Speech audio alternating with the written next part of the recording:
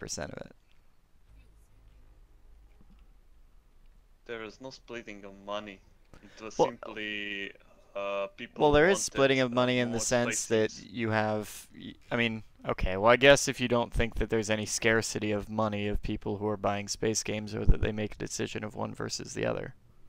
Yeah, it's like saying that Call of Duty would get more people if there won't be Battlefield. Not now. Battlefield's gonna get more than Call of Duty. Yeah, Those are all garbage games these days. Well, it depends really because Elite and Star Citizen are two very different games. Elite's a yeah. game, Star Citizen isn't. You know, Well, there's the for difference. some it's other way around. I have both. I like both. I like space sims in general, and I was waiting for this space sim to start again for like 10 years. So I'm happy that we get more space sims than Yeah. not. Yeah, I It's agree. not like, oh, this one is so bad, blah blah blah. The only reason I trash talk Star Citizen is that they have so much money that they really Yeah, have no but it's excuse not for their being fault. this far They behind. have good marketing. But yeah, but they have $120 million they can use, and Chris Roberts already spent it on another house apparently. You know. Yeah, I mean, you know what? It's like if there is EA or something like that. They're working on games for like, I don't know. Usually, these studios work on games for some time before they release in public. 1 year before launch. Oh, here is the trailer, and many people think, oh, they need only 1 year to complete the game, but it's not the thing. Also, Elite is not a finished game. Oh, I know that. It's far from finished, but they just decided to release it in Seasons, but yeah, seasons. that's not quite the same because they released a completed game and then they added extra feature to it as the first season progressed, and then Yeah. they added a new season with new features, and they will continue doing that. It's a bit like saying that Terminator 1 wasn't a complete movie because there was Terminator 2 and all that crap. No. I understand seasons. Also, Star Citizen will have seasons like Squadron 42, and then other season to be like a single player. But the point is, lots of thinkings. Elite is like, I don't know, like unidentified signal object that was more like a placeholder for something in the future.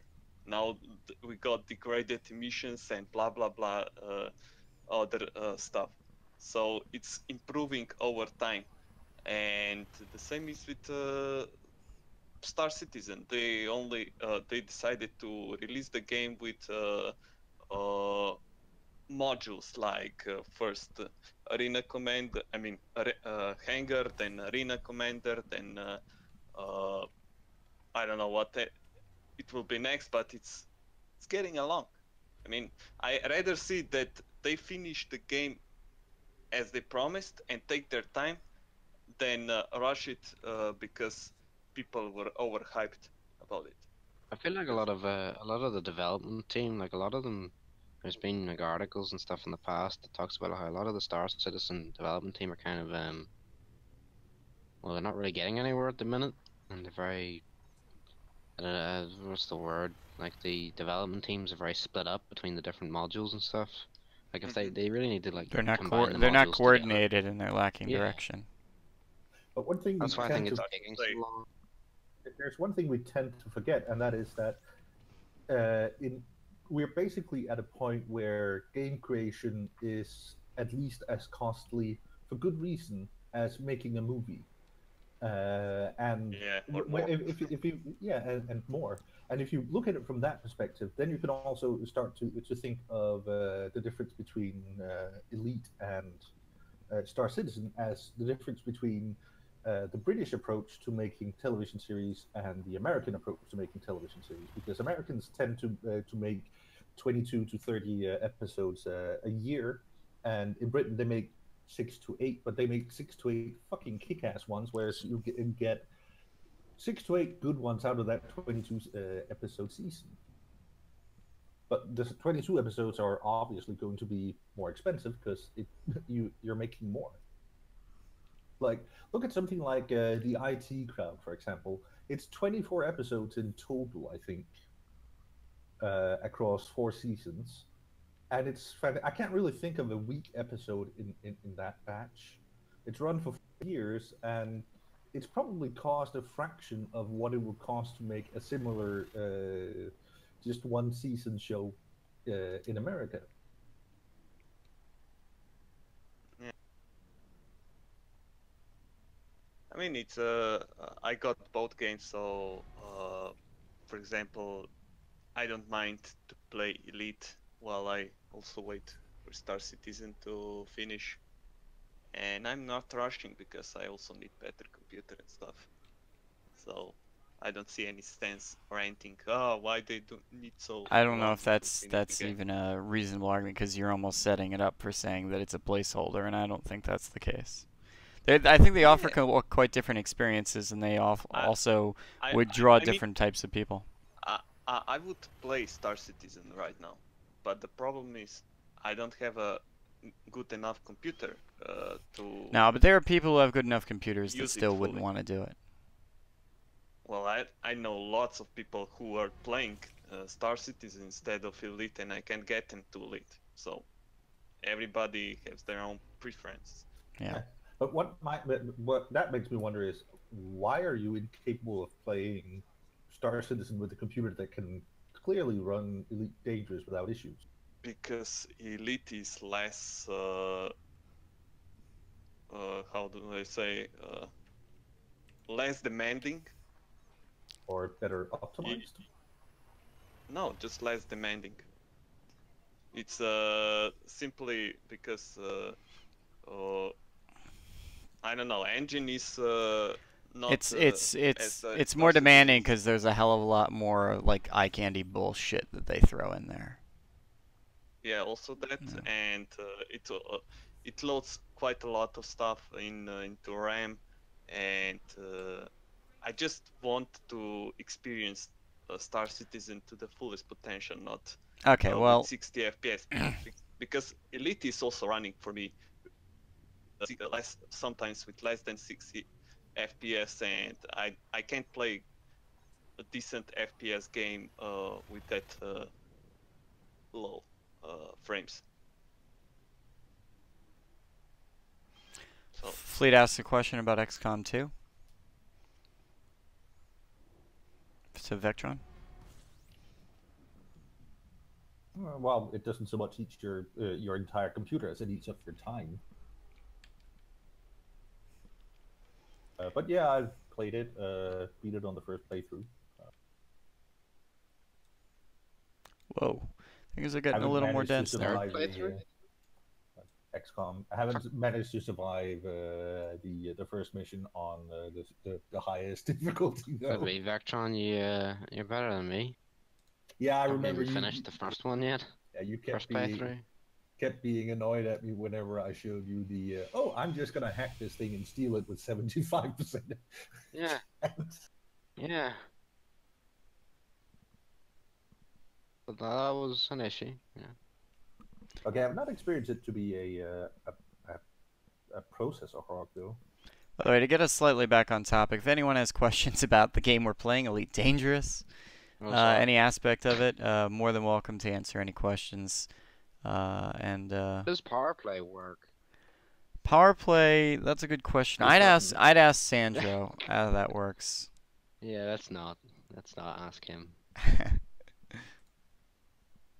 Well, here's a more interesting question if you go on in that line of thinking. From your perspective, Starkiller, how would you like power play? What would you like to see in something like power play? Not necessarily with the rules we have today, but how would you like something like this to work? Well, that's a good question, actually.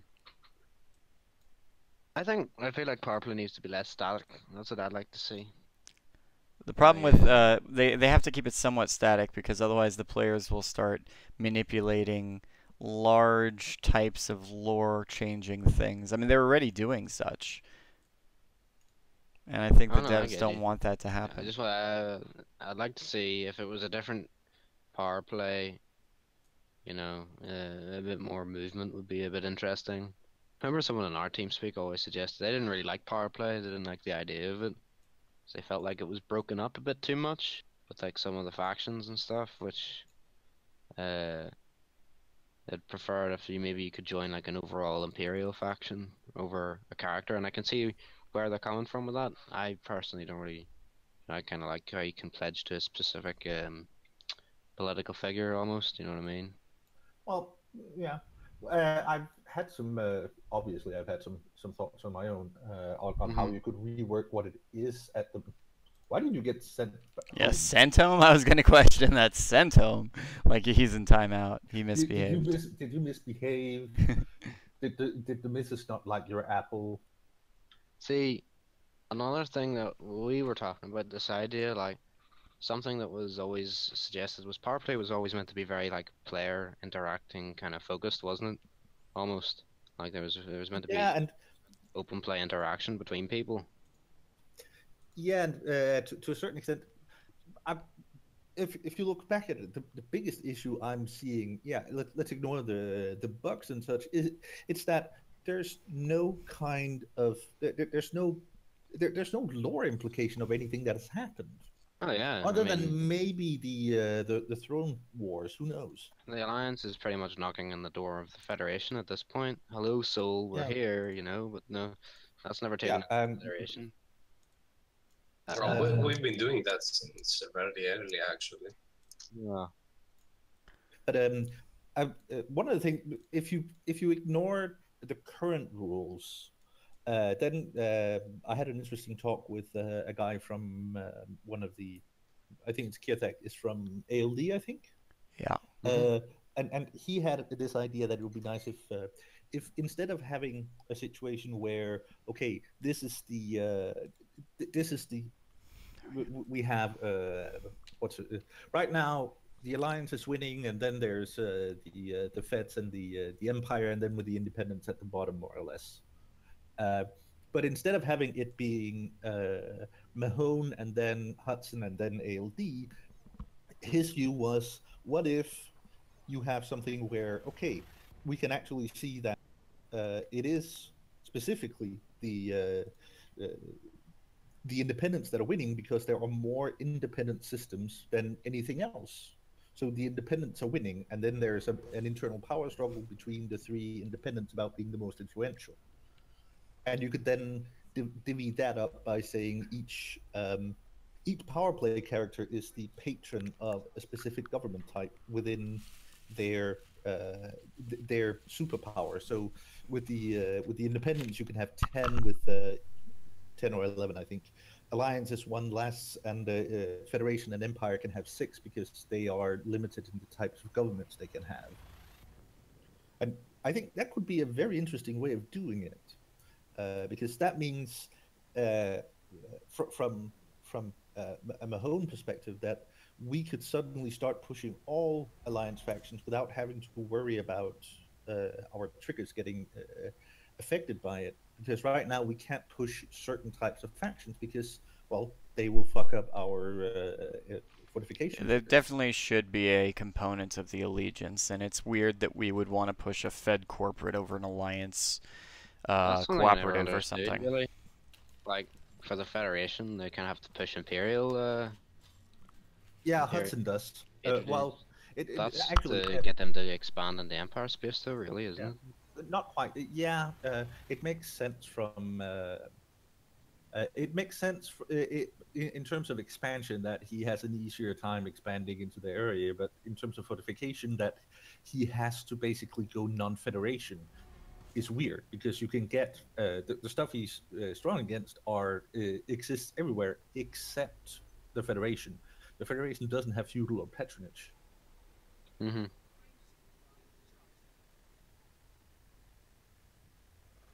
whenever we were talking about it once, was an interesting, but making